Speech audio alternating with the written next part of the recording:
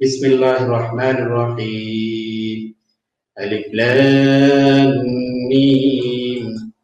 যালিকাল কিতাবু লা রাইবা ফীহি হুদাল লিল মুত্তাকিন আল্লাযীনা ইউমিনুনা বিল গায়বি ওয়া yuqīmūnas salāta ওয়া মিম্মা রাযাকনাহুম yunfiqūn।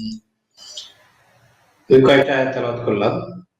প্রথমত এখানে আল্লাহ রাব্বুল আলামিন আলিফ লাম মিম হুরুফে মুকাত্তার দিয়ে শুরু করেছেন।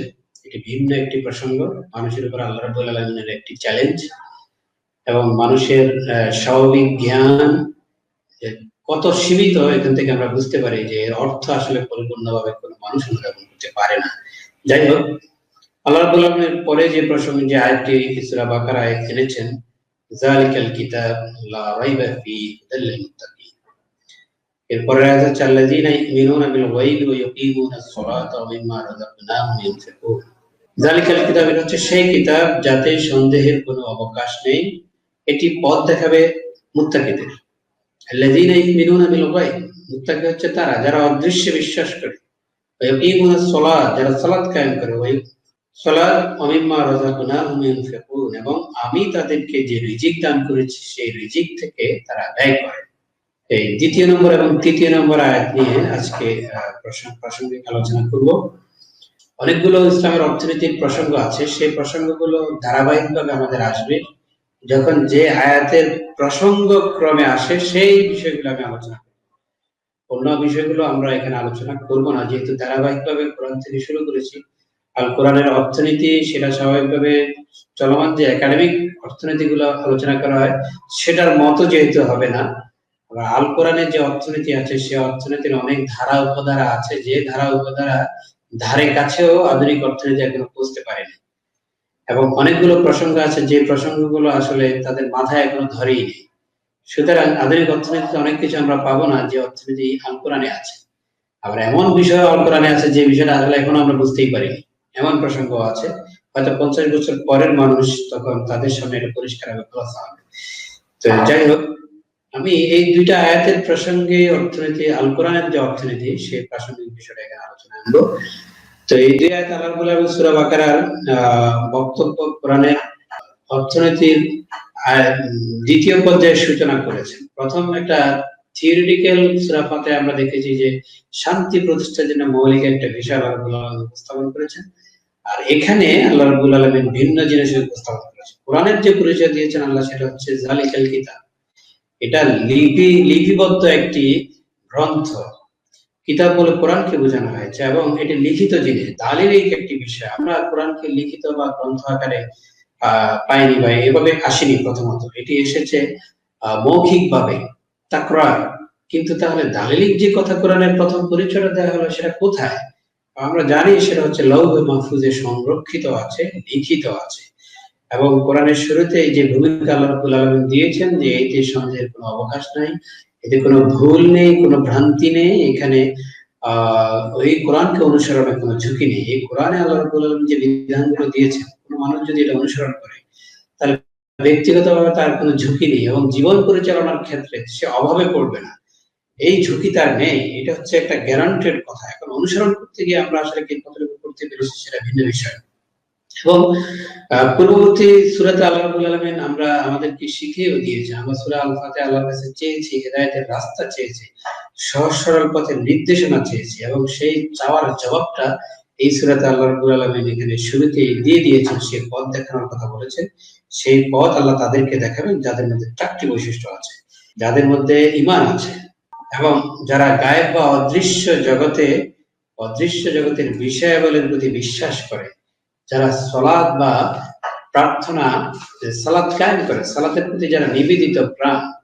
তারপর চতুর্থ হচ্ছে যারা আল্লাহ, যে এই দুই আয়াতের প্রসঙ্গে বলছি, চতুর্থ হচ্ছে যারা আল্লাহ দেয়া রিজিক হতে বা আল্লাহ দেয়া জীবিকা হতে তা ব্যয় করে। এখানে অর্থনৈতিক যে প্রসঙ্গটা, সেই প্রসঙ্গটা আমি আনবো। আমরা আল্লাহ দেয়া রিজিক থেকে, আল্লাহ দেয়া জীবিকা থেকে ব্যয় করার প্রসঙ্গটা আল্লাহ রাব্বুল আলামিন এনেছেন। তো সাধারণভাবে আমরা যেটা জানি যে আমরা এমন কিছু ব্যয় করছি না যেটা একান্তই আমাদের। আমরা সূরা ফাতিহাতে দেখেছি আল্লাহ বলেছেন যে নিরঙ্কুশ মালিকানা মূলত আল্লাহ, আমাদেরকে যেটা দেয়া হয়েছে এটা আল্লাহ অনুগ্রহ, আল্লাহর অনুগ্রহ আমরা পেয়েছি। সুতরাং আমরা আল্লাহ যে আমাদেরকে দিয়েছেন সেটা আল্লাহ মনে করেই দিয়েছেন, এটা আমার অনুগ্রহ, আমার দেয়া রিজিক, আমার দেয়া জীবিকা, এটা থেকে তোমরা ব্যয় করো। সুতরাং এমন কিছু আমরা ব্যয় করছি না যেটা একান্ত আমাদের একেবারেই নিজেদের, বরং যেটা আল্লাহ দিয়েছেন। এবং আল্লাহ ব্যয় করার কথা বলেছেন, আবার এর বিনিময়ে আল্লাহ লক্ষ কোটি গুণ বাড়িয়ে আমাদেরকে আখিরাতে দান করবেন। তো ফাও দিচ্ছি না আমরা, আমরা যেটা আল্লাহ দেওয়ার রিজিক থেকে ব্যয় করব সেটার বিনিময়ে আল্লাহ লক্ষ কোটি গুণ বাড়িয়ে আখিরাতে আমাদেরকে দিবেন। অর্থাৎ দুনিয়ার অ্যাকাউন্ট থেকে ট্রান্সফার হয়ে অ্যাকাউন্ট ব্যালেন্সটা ট্রান্সফার হচ্ছে আখিরাতে, কিন্তু প্রফিটটা যোগ হবে এখানে আল্লাহর সাথে যে ব্যবসা, সেই ব্যবসায় প্রফিটটা লক্ষ কোটি গুণ বাড়িয়ে আমাদেরকে আখিরাতে দেয়া হবে। এর ব্যাখ্যা করার অন্য জায়গায় অনেক ব্যাপক একটি শব্দ, আরবি ভাষার অত্যন্ত মাধুর্য এবং সৌন্দর্যের একটা দিক হলো এখানে একটি শব্দকে অনেক ভাবে বিশ্লেষণ করা যায়। যারা এই শব্দের বিশ্লেষণ যারা শিখেছেন তারা জানেন যে একটা ধাতুগত কাছাকাছি একটা অর্থ থাকলেও এই শব্দটাকে অনেক দিকে বিশ্লেষণ করে নিয়ে যাওয়া যায়।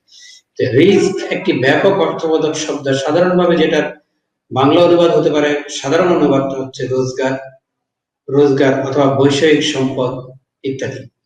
আমি আল্লাহ পক্ষ থেকে যে রিজিক পেয়েছি এটা হচ্ছে আমি জীবন উপকরণ যা পেয়েছি, যা জীবিকা পেয়েছি, বা বৈষয়িক যে সম্পদ আমি অর্জন করেছি, আমি যা রোজগার করেছি, এগুলো হচ্ছে রিস্ক। কোরআনের অপরাপর ব্যাখ্যা, হাদিসের ব্যাখ্যা, সহজ কথা হচ্ছে ইসলামের পরিভাষায় ইসলাম রিস্ক শব্দটাকে একটু ব্যাপক বিস্তৃতি দিয়েছে। আল্লাহর যত অনুগ্রহ আমার আপনার জীবনে সবকিছুই রিস্কের অন্তর্ভুক্ত। মানুষের দুনিয়া এবং আখেরাতকে সুন্দর করবে, মানুষের দুনিয়া এবং আখেরাতের উন্নতির জন্য যা দরকার সবকিছু রিস্কের অন্তর্ভুক্ত। এমনকি আমরা যে শ্বাস প্রশ্বাস নিচ্ছি, বাতাস নিচ্ছি, এটাও রিস্কের অন্তর্ভুক্ত। আমি যে আলো দিয়ে দেখছি এটাও রিস্কের অন্তর্ভুক্ত। অর্থাৎ জীবনকে সুন্দর করার জন্য যা কিছু দরকার সবকিছু রিস্কের অন্তর্ভুক্ত। এখানে আল্লামা বাইজাবি রহমতুল্লাহ আলাই রিস্ক শব্দটিকে কয়েকভাবে ব্যাখ্যা করেছেন। এটাকে বিশেষ্য হিসেবে, যেটা আমরা জানি আরবিতে অবশ্য ইসিমের মধ্যে বিশেষ্য সর্বনাম সবই পড়ে যায়, ইসমের মধ্যেই পড়ে। তো এই ইসিম হিসেবে তিনি এটাকে একটা অর্থ করেছেন, এটা হচ্ছে অংশ, প্রাপ্যাংশ, আমি যা পাবো আমার অংশ। এখানে অনেক বড় একটা জিনিস আছে, আমার ভাগে যা পড়েছে, সে আমার ভাগে পাওয়া অংশ, আমার জন্য যেটা বরাদ্দ করা হয়েছে সে বরাদ্দকৃত অংশ। এটা ইসমর অর্থে তিনি এটাকে এভাবে অর্থ নিয়েছেন। অর্থাৎ আমার জন্য যে বরাদ্দ করা হয়েছে এটা যে কোনো অবস্থায় আমি পাবো, আমার মৃত্যুর আগে যে কোনো অবস্থায় আমার জন্য যা বরাদ্দ করা হয়েছে সেটা আমি পাবো। আর ক্রিয়া অর্থে, সরল অর্থে আল্লামা বাইজাবি রহমতুল্লাহ আলাই অর্থ করেছেন যে যে অংশটা সূরা জারিয়াতে আছে, সূরা হিজরে আছে, আমি সেই প্রসঙ্গগুলো এখানে আনবো না। তো সহজ কথা হচ্ছে যে ব্যাপক ভিত্তিক অর্থে অনেক পর্যন্ত মানুষ জীবিত থাকবে। অবৈধ উপায়ে যা উপার্জন করেছি এটা ভোগ করা না করা এটার কোনো জিম্মাদারি, এটার কোনো বিষয় আল্লাহর সাথে সম্পৃক্ত নয়।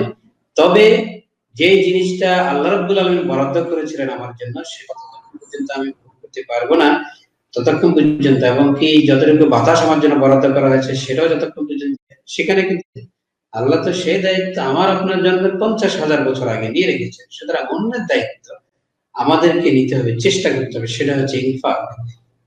আল কোরআনের অর্থনীতির এটা গুরুত্বপূর্ণ একটি পরিভাষা হচ্ছে ইনফাক। ইনফাকের সাধারণ অর্থ হচ্ছে, বাংলা অর্থ যদি করি, ব্যয় করা, খরচ করা, বন্টন করা বা বিলি করা, মানুষের মাঝে বিলি করে দেয়া, বন্টন করে দেয়া, খরচ করা।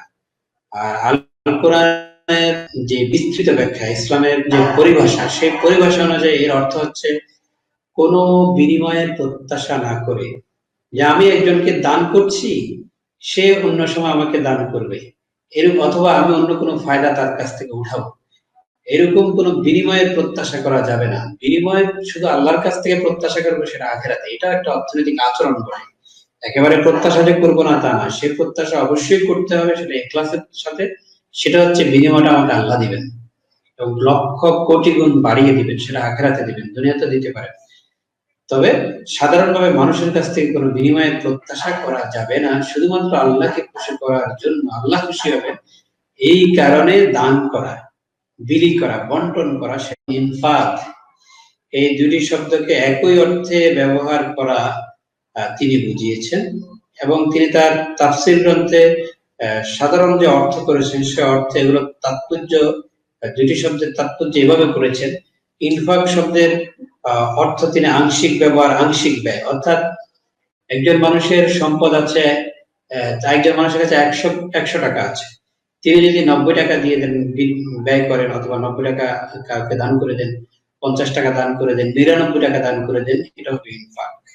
অর্থাৎ 100 টাকা আছে, 100 টাকা 100 ভাগ খরচ না করে নিজের জন্য কিছু রেখে দেয়া, এটাতে রিজিক দিয়েছেন আল্লাহ, এখান থেকে আল্লাহ ব্যয় করতে বলেছেন। এইভাবে বাইজাবি রহমতুল্লাহ এইভাবে ব্যাখ্যা করেছেন। আর ইনফাক শব্দের প্রয়োগের সম্পর্ক আল্লাহর প্রদত্ত যে দান, আল্লাহর প্রদত্ত যে সম্পদ, এটার ব্যবহার ব্যয়ের ক্ষেত্রে কিছু সেক্টর তিনি আলাদা করেছেন। মানুষের কল্যাণ, সমাজের কল্যাণ যেখানে আছে সেই সব জায়গায় ব্যয় করার ক্ষেত্রে স্বেচ্ছায় ব্যয় করা, এবং এর মধ্যে জাকাতও আছে। এই অর্থে ইনফাক শব্দটিকে তিনি এই অর্থেও ইনফাক শব্দটিকে তিনি এনেছেন, এবং এই দুই ক্ষেত্রেই তিনি ইনফাক শব্দটিকে সাধারণ অর্থ করেছেন। যদি কোনো কোনো জায়গায় এই শব্দটি, ইনফাক শব্দটির আলাদা অর্থ করা হয়। তো ইনফাক শব্দের এই দুইটা ব্যাখ্যা আল্লামা বাইজাবি রহমতুল্লাহ দিয়েছেন। একটা হচ্ছে আংশিক ব্যয় করা, আর একটা হচ্ছে যেখানে জনগণের কল্যাণ আছে, যেখানে দিনের কল্যাণ আছে, সেটা স্বেচ্ছায় সেখানে দেওয়া, এই কল্যাণের খাতে, এবং কি জাকাতের মধ্যে পড়ে যায়, এটা তিনি ব্যাখ্যা করেছেন। ইবনে ফারিস শব্দের নিয়ম অর্থ করেছেন কোন জিনিস বা বিষয়, যে কোনো জিনিস অথবা বিষয়, এটা সমাপ্তি হয়ে যাওয়া, তার বাদ হয়ে যাওয়া, শেষ হয়ে যাওয়া, এটা এখানে নিষ্পত্তি হয়ে যাওয়া, এটাকে তিনি ইনফাক করতে এনেছেন। যে এটাকে নিষ্পত্তি করে দেয়, শেষ করে দেয়। যে আমার কাছে 5 টাকা আছে, তো এটার এই 5 টাকার ব্যয়ের বিষয়টা মীমাংসা করে ফেললাম, হয়তো 4 টাকা দান করে দিলাম, 1 টাকা নিজের জন্য খরচ করে ফেললাম, এটা এখানে মীমাংসিত হয়ে গেছে। তিনি আরেকটা অর্থ করেছেন, এটা আরেকটা অর্থ হবে গোপন করা বা ঢেকে রাখা। এবং ব্যয়ের ক্ষেত্রে আল্লাহ রাব্বুল আলামিন এটা বলেছেন, এটা কোরআনের নির্দেশনা। কোরআনের যে অর্থনীতি, সে অর্থনীতির নির্দেশনা হচ্ছে ব্যয়টা হবে গোপনে, ঢেকে রেখে।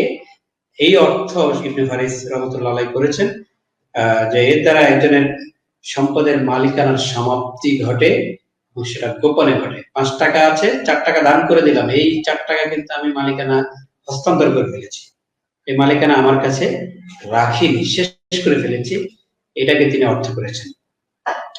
এভাবে ইনফাক এবং রিস্ক শব্দের বিভিন্ন রকমের ব্যাখ্যা আসলে বিভিন্ন জায়গায় আসছে।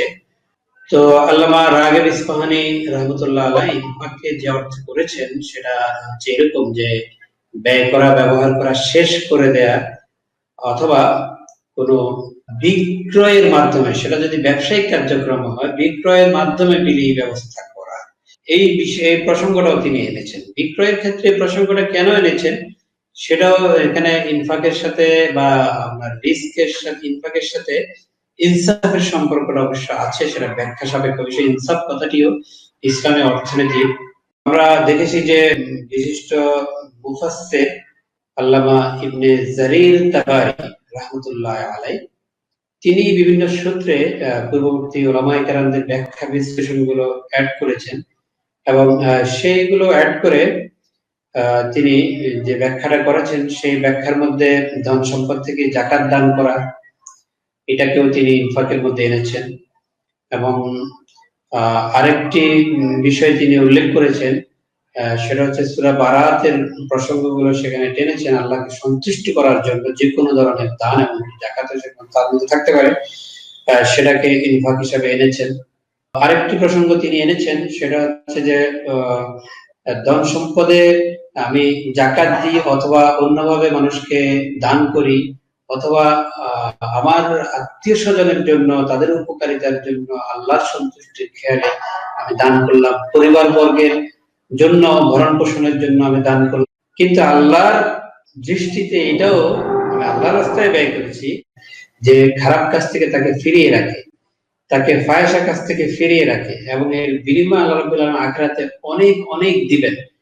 এবং আমরা যখন জামাতে আদায় করি সালাত, সেটা সাধারণ 27 গুণ কমপক্ষে দানের আইন কভার করে না, এবং অন্যায়ভাবে সে আয় করবে, সাধারণ অর্থনীতির দৃষ্টিতে আপনার এই কাজটি অর্থনৈতিক আচরণ হবে বটে, আপনার এখানকার ব্যয়গুলো অর্থনৈতিক আচরণ হবে বটে, কিন্তু আল কোরআনের যে অর্থনীতি সেটি বলছে আপনার এই কাজটি কিন্তু অর্থনৈতিক আচরণ হলো না, আপনার এই ব্যয়টিও অর্থনৈতিক আচরণ হলো না, আপনার এই আয়টিও অর্থনৈতিক আচরণ হলো না।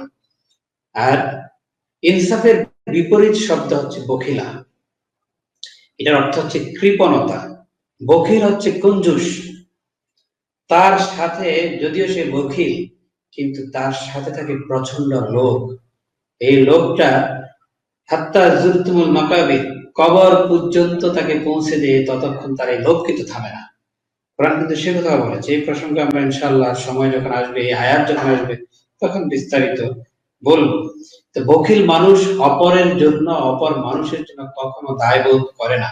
এমনকি বখিল মানুষ তার সন্তানাদের জন্য অত দায়বোধ করে না ইমানদার একজন মানুষ যতটুকু দায়বোধ করে। সুতরাং একজন ইমানদার মানুষ অভাবী হতে পারে, তার সংকট থাকতে পারে, তার পকেটে টাকার স্বল্পতা থাকতে পারে, কিন্তু কোন ইমানদার, কোন মুত্তাকি এই আল কোরআনের অর্থনীতিকে যে অনুসরণ করে সেরকম কোন মানুষ কখনো বখিল হতে পারেন না। তিনি স্বল্প সীমিত সম্পদের মালিক হতে পারেন, কিন্তু তিনি কখনোই বখিল হতে পারেন না, কারণ তিনি সচ্ছল এবং অসচ্ছল সর্ব অবস্থায় আল্লাহর রাস্তায় দান করেন। তাহলে এই মানুষ কখনো বখিল হতে পারেন না। অন্য মানুষের জন্য সবসময় তিনি দায়বোধ করেন। শুধু তাই নয়, এ ধরনের বখিল যারা, তাদের ক্ষেত্রে অন্য মানুষ পছন্দ করুক, এটা কিন্তু প্রত্যাশা করে যে আমাকে অন্য মানুষ পছন্দ করে, এবং লোক দেখানো কিছু কাজ এরা করতেও পারে। লোক দেখানোর কারণে এদেরকে অনেক সময় দানবীরও মনে হতে পারে। কিন্তু ইনফাকের একটা শব্দ আমরা পেয়েছি, গোপন করা, ঢেকে রাখা। গোপনে এদের হাত থেকে একটা পয়সা বের হবে না, প্রকাশ্যে হয়তো ওরা দেখানোর জন্য অনেক বেশি ব্যয় করতে পারে। আর আল কোরআন অর্থনীতি কি বলছে দেখেন, প্রকাশ্যে হয়তো অন্যের উৎসাহের জন্য আপনার হাত থেকে বের হতে পারে, আপনি ব্যয় করতে পারেন, কিন্তু দেখা যাচ্ছে আপনার হাত থেকে বেশি বের হয় তখন দেখে না। সুতরাং দুই অর্থনীতির মধ্যে আকাশ আর পাতাল ফারাক আছে, এটা আমাদেরকে বুঝতে হবে। যে এখানে এই ধরনের লোকজন যারা বখিল, তারা কখনোই অন্য মানুষদের সামনে ছাড়া পিছনে গোপনে দান করে না, এরা যা করে প্রকাশ্যে। এরা ভাবে যে সম্পদ তার আছে, হাতে আছে, এটা তার নিজের ক্ষমতার দাপটে, তার নিজস্ব ক্ষমতার কারণে এই মালিক সে হয়েছে। এই জন্য এই লোকটা, বখিল লোক কখনো শুকরগুজার হতে পারে না। অথচ আল কোরআনের অর্থনীতি একদম শুরুটাই করেছে আলহামদুলিল্লাহ রাব্বিল আলামিন দিয়ে। এই মানুষগুলো, প্রত্যেকটা মানুষ প্রতিনিয়ত যারা আল কোরআন অর্থনীতি অনুসরণ করে, তাদের জীবনের এক নম্বর বৈশিষ্ট্য হচ্ছে এরা সবসময় শুকরগুজার থাকে। আর যে মানুষ শুকরগুজার থাকে, এই মানুষের জীবনে আসলে প্রকৃত অভাব কখনোই আসে না। তো এই বিষয়টা আমি আসলে পরিষ্কার করতে চেয়েছিলাম।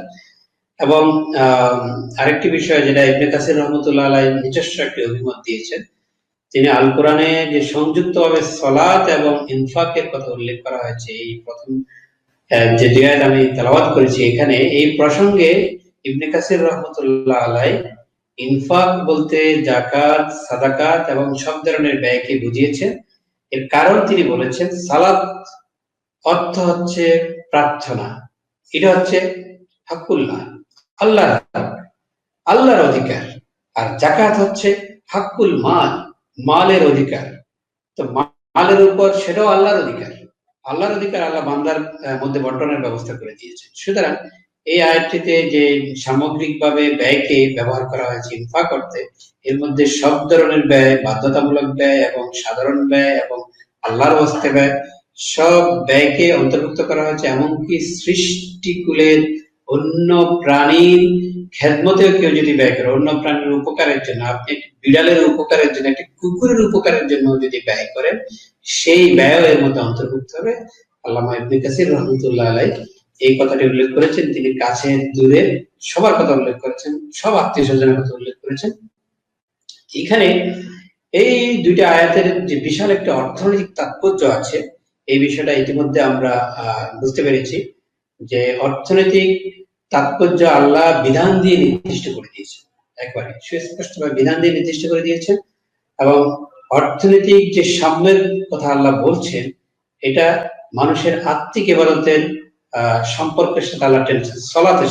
সালাতের সাথে আত্মিক ইবাদতের সাথে আর্থিক ইবাদতের সম্পর্ক আল্লাহ রাব্বুল একসাথে করে দিয়েছেন। হৃদয়ের ইবাদত, রূহের ইবাদত, শরীরের ইবাদতের সাথে মালের ইবাদতের সরাসরি সম্পর্ক এখানে আল্লাহ রাব্বুল টেনে দিয়েছেন। এটা ইসলামের অর্থনীতির গুরুত্বপূর্ণ এবং সবচেয়ে উল্লেখযোগ্য বড় একটি পাঠ। ইমানদার মানুষ থাকতে হলে, ইমানদার মানুষ হিসেবে সফল হতে হলে, যারা ইমানদার মানুষ হিসেবে সফল হতে চায়, নিজেদের কাজে কর্মে পরিষ্কার থাকতে চায়, তারা সালাত যেভাবে আদায় করবে, শারীরিক ইবাদত যেভাবে করবে, আল্লাহর পথে ব্যয় তারা ঠিক সেভাবেই করবে। এটা হচ্ছে গুরুত্বপূর্ণ বৈশিষ্ট্য। আমরা শারীরিক এবং আর্থিক দুই জায়গায় যে ইবাদত দেখি, এর মধ্যে অনেক ধরনের ইবাদত আছে এবং সামগ্রিকভাবে আমাদের জীবনকে আল্লাহ রাব্বুল আলামিন যে বিধান দিয়ে আমাদের জীবনকে নিয়ন্ত্রিত করতে চেয়েছেন, সেই বিধানের মধ্যে অনেকগুলো বিধান আছে। এগুলো হচ্ছে অলংকারিক, এগুলো সৌন্দর্য বাড়ায়, সুন্দর করে। আর আমরা যদি সত্যিকার অর্থে সবগুলো মেনে চলতে পারি, আসলে আমাদের শুধু ব্যক্তিগত জীবন না, পৃথিবীর জীবনটা সুন্দর হয়ে যাবে। বর্তমান সময়ে আমরা উৎপাদনের কথা বলছি, প্রবৃদ্ধির কথা বলছি, বন্টনের কথা বলছি। উৎপাদন, প্রবৃদ্ধি এবং বন্টনের মধ্যে সম্পর্ক রক্ষা করা, ভারসাম্য রক্ষা করা আধুনিক অর্থনীতির বড় একটি চ্যালেঞ্জ। এবং আধুনিক অর্থনীতি এই জায়গায় হিমশিম খাচ্ছে, সম্পদ শুধু ধনীদের মধ্যে ঘুরপাক খাচ্ছে। উৎপাদন এবং বন্টন প্রক্রিয়া এমন ভাবে সিস্টেমে তারা করছে, যার টাকা আছে তার জন্য উৎপাদন হচ্ছে, যার টাকা নেই তার জন্য উৎপাদন হচ্ছে না। বন্টন হচ্ছে যার শক্তি আছে, যে রিচ করতে পারে, তার কাছে তার জায়গায় বন্টিত হচ্ছে।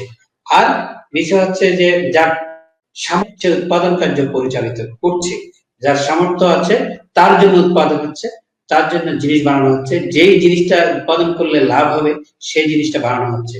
সুতরাং কল্যাণের প্রশ্ন এখানে জড়িত নেই। ইসলাম আয় ব্যয় এবং প্রবৃদ্ধির মাঝে গ্যাপটা কমিয়ে দিয়েছে, এই বিধানের মাধ্যমে ফাঁক কমিয়ে দিয়েছে। এই বিষয়টা আমরা ইনশাআল্লাহ অনেকগুলো আয়াত পাবো, সেখানে ব্যাখ্যা করব। তো এই পদক্ষেপ হচ্ছে, এই পদক্ষেপের জন্য আল্লাহর রাস্তায় ব্যয় করা এবং যাকাত একটি বিধান, তাৎপর্যপূর্ণ একটি অর্থনৈতিক যন্ত্র, অর্থনৈতিক অস্ত্র ইসলামের, কোরআনের। এবং এর মাধ্যমে সত্যিকার অর্থে আল্লাহ রাব্বুল আলামিন অর্থের স্থানান্তর করেন, যেটা আধুনিক অর্থনীতিতে সত্যিকারের অর্থের স্থানান্তর হয় না। সেখানে শুধু আপনার এমন ভাবে লেনদেন গুলো হচ্ছে, প্রকৃত হচ্ছে সম্পদের স্থানান্তর হচ্ছে না, অর্থের স্থানান্তর হচ্ছে না। এবং ইসলাম অর্থের স্থানান্তরের কথা, প্রকৃত সম্পদ স্থানান্তরের প্রক্রিয়া এখানে সৃষ্টি করে দিয়েছে। এবং অর্থনৈতিক ব্যবস্থাপনার জন্য আসলে অর্থের স্থানান্তর, প্রবাহ এবং সঞ্চয়, এই দুইটার মাঝে ভারসাম্য রক্ষা করার বিষয় আছে, যেটা ক্লাসিক্যাল অর্থনীতি অনেক জোর দিয়েছে। আমরা অ্যাডাম স্মিথের কথা জানি, জিন ব্যাপটাইজের কথা জানি, ডেভিড রিকার্ডোর কথা জানি, টমাস ম্যাথিউস, জন স্টুয়ার্ট মিল, এরা এই বিষয়গুলো নিয়ে প্রচুর কথা বলেছে। কিন্তু প্রকৃত সমাধান আপনি পাবেন শুধু এই দুইটা আয়াত নিয়ে যদি আমরা কথা বলি, যেখানে আল্লাহ রাব্বুল আলামিন সেভিংস, সঞ্চয় করা এবং ভোগ করার প্রবণতা, এই দুইটা জিনিসকে নিয়ন্ত্রণ করেছেন মানুষের। এবং এর ফলে কি হবে? এর ফলে মানুষ অতিরিক্ত সঞ্চয়ের প্রয়োজন হবে না, আর সঞ্চয় মানুষ করতেও যাবে না। অতিরিক্ত সঞ্চয়ের প্রয়োজনও হবে না যদি সেভাবে ভারসাম্যটা সৃষ্টি করা যায়। বাস্তবে যে ভারসাম্য বা ইকুইলিব্রিয়ামের কথা বলা হয়, সেই ভারসাম্য বা ইকুইলিব্রিয়াম সত্যিকার অর্থে যদি সৃষ্টি করতে হয়, তাহলে ইসলামের অর্থনীতি, আল কোরআনের দেখানো অর্থনৈতিক চর্চা করতে হবে। আজকের দুইটা আয়াতে, সূরা বাকারার শুরুর দুইটা আয়াতে এই বিষয়টা আমরা বুঝতে পেরেছি। ইনশাআল্লাহ পরবর্তী পর্যায়ে আমরা এই প্রোগ্রামটাকে আরো তাৎপর্যপূর্ণ এবং অর্থবহ করে তুলতে চাই। ওয়া আখির দাওয়ানা আলহামদুলিল্লাহি রাব্বিল আলামিন।